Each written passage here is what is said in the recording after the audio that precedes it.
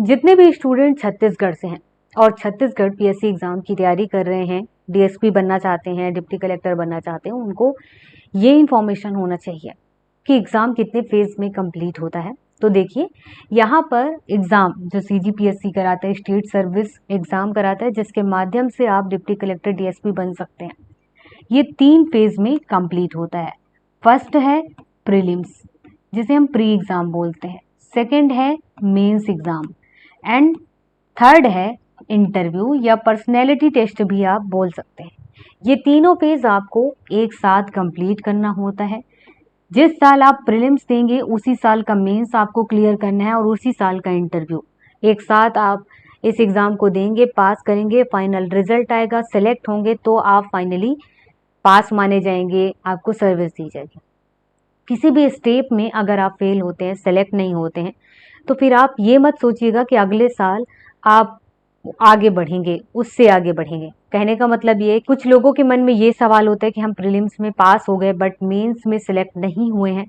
जैसे कि हम 2023 का मान लेते हैं, 2023 में जिन्होंने प्रीलिम्स दिया और मेंस एग्जाम में सेलेक्ट नहीं हुए, तो वो ये मत सोचें कि 2024 में मेंस एग्जाम होगा तो वो बैठ पाएंगे। आपको फिर से स्टार्ट में से प्रीलिम्स देना होगा, मेंस देना होगा, इंटरव्यू देना होगा, और ये प्रोसेस हमेशा ऐसा ही रहता है। तो सबसे पहले ये कंफ्यूजन दूर हुआ।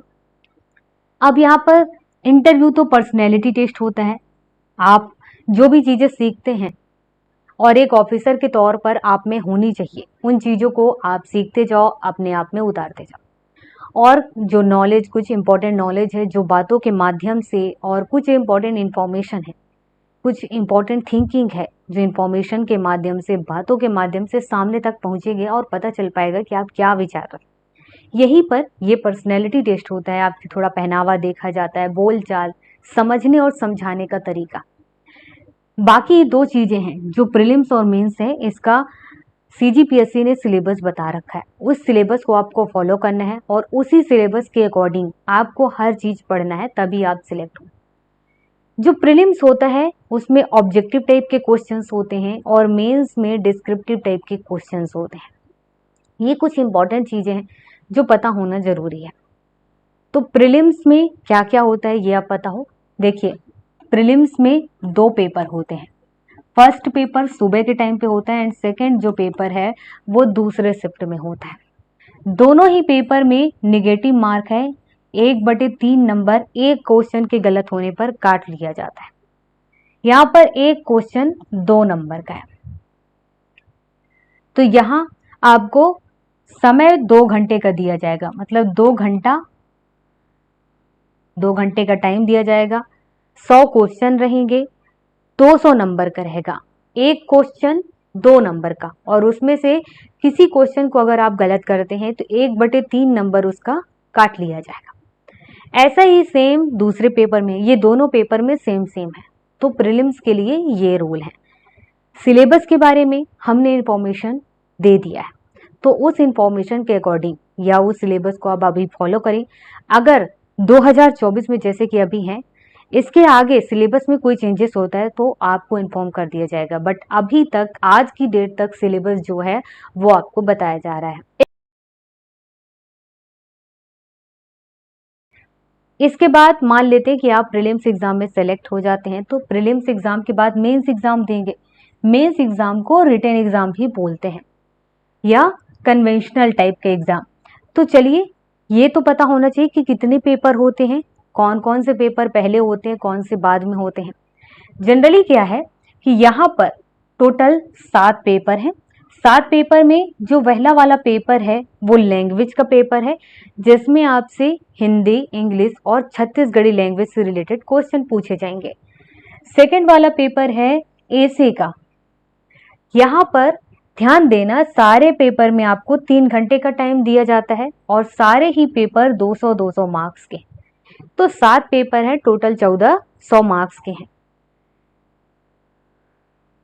इसके बाद थर्ड पेपर है जनरल स्टडीज फर्स्ट का, फोर्थ पेपर है जनरल स्टडीज सेकंड का, फिफ्थ पेपर है जनरल स्टडीज थर्ड का, सिक्स्थ पेपर है जनरल स्टडीज फोर्थ का और सेवंथ पेपर है जनरल स्टडीज फाइव। और यहाँ पर ये टोटल कंप्लीट होता है।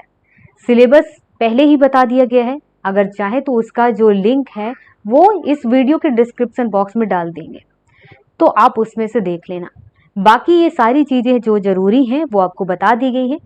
अगर आप मेंस एग्जाम में सिलेक्ट हो जाते हैं तो उसके बाद आपको पर्सनैलिटी टेस्ट इंटरव्यू के लिए भी जाना होगा, और यहाँ पर जो इंटरव्यू है वो 100 नंबर का है, तो टोटल हो गया 1500। अब यहाँ पर एक और चीज, जो प्रीलिम्स एग्जाम होता है, प्रीलिम्स एग्जाम ऑब्जेक्टिव टाइप का, ये केवल पास होने के लिए होता है। इसमें के पास इसलिए होना होता है ताकि आप मेंस एग्जाम में बैठ पाए, बट जब फाइनल रिजल्ट रेडी होता है तो उसमें आपके नंबर नहीं जोड़े जाते हैं, ये आप ध्यान रखें। आपके फाइनल नंबर कब जोड़े जाएंगे, ये जो हमने अभी बात किया 1400 मार्क्स और यहाँ पर 100 मार्क्स, टोटल 1500 मार्क्स। तो आपको मेंस एग्जाम और पर्सनैलिटी टेस्ट, इनमें बहुत अच्छा करना है, जितनी मेहनत करना चाहते हैं कर सकिए। जितने अच्छे नंबर होंगे आपकी रैंक अच्छी होगी और आप सिलेक्शन के लिए निष्फिक्र हो पाएंगे कि आपका सिलेक्शन होगा या नहीं, ऐसा आपको विचारना नहीं पड़ेगा। पिछले बार के जो कट ऑफ, तो आप विचार कर पाएंगे, सोच पाएंगे कि इस बार तो आपका हो जाएगा। तो 1500 में जितने अच्छे मार्क्स आए, मतलब ये है कि फाइनल जो रिजल्ट हो रेडी होगा ये मेंस एग्जाम और इंटरव्यू से होता है। तो ये कुछ इंपॉर्टेंट इन्फॉर्मेशन थी जो आपके एग्जाम के लिए जरूरी थी। इसके अलावा कुछ और भी इंफॉर्मेशन चाहिए तो आप हमसे पूछ सकते हैं। आज के लिए केवल इतना ही, मिलते हैं कुछ नए टॉपिक के साथ, कुछ इंपॉर्टेंट इन्फॉर्मेशन के साथ नेक्स्ट क्लास में। तब तक के लिए जय हिंद।